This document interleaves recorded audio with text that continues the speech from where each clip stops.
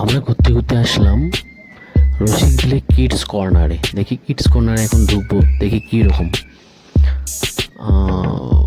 এমনি তো ভালোই লাগতেছে, দেখি আপনারা একটু দেখেন, এনজয় করেন কিডস কর্নারটা কীরকম।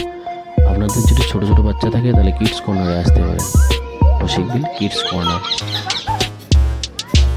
এখানে ছোটো বাচ্চাদের জন্য অনেক খেলনা থাকে। টিকিটটা কোথায়?